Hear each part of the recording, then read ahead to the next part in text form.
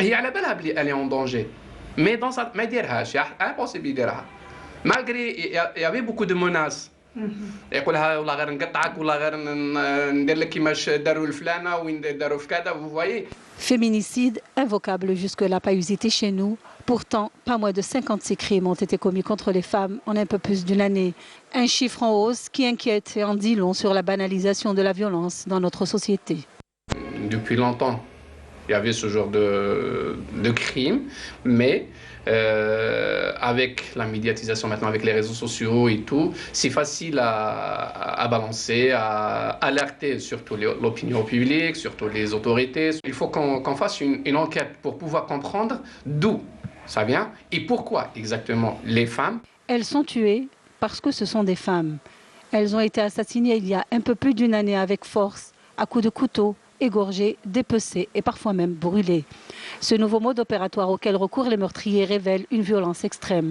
Un mode opératoire qui est nouveau, même la police dit que c'est un mode opératoire qu'ils n'avaient pas observé à un moment et aujourd'hui il est de plus en plus visible et violent. Ce mode opératoire, d'où Ninja. Est-ce que, d'abord, avant qu'on parle d'un crime ou bien après un crime, qu'est-ce qu'on fait? On fait l'expertise psychiatrique. En 2015, l'État a criminalisé les violences contre les femmes. La loi ne suffit-elle donc pas? Faut-il de nouveaux mécanismes de protection? Nous sommes en attente de ces mécanismes. L'article 40 de la Constitution le prévoit.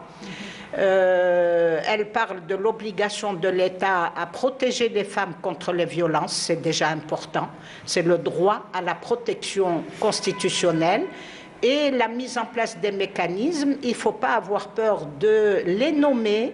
C'est l'ordonnance de protection, c'est l'ordonnance d'éloignement de l'auteur de la violence, de condamner à des peines sévères mais sans possibilité de réduction ni de grâce, parce que comme on l'a fait pour les kidnappings des enfants, on doit le faire aussi pour les meurtres de femmes. الكريمنال قبل ما يدير لو كريم نتاعو كانوا كاينين من قبل دي زونتيسيدون كانوا كاينين من قبل دي جيست لي alarmante en quelque sorte, la personne, elle dénonce, elle parle avec ses parents. Et aussi, n'oublions pas, il y a des moments où les parents, ils ne donnent pas raison à la fille ou bien à la femme. Vous voyez comme ça. La culture de l'omerta est en partie à l'origine de ce phénomène. Le silence complice des parents et de la société qui dissuade et qui empêche la femme de parler, de dénoncer la violence qu'elle subit et qui fait que la plupart préfèrent le mutisme au lieu de briser ce tabou. La religion musulmane condamne pourtant avec force les violences faites aux femmes.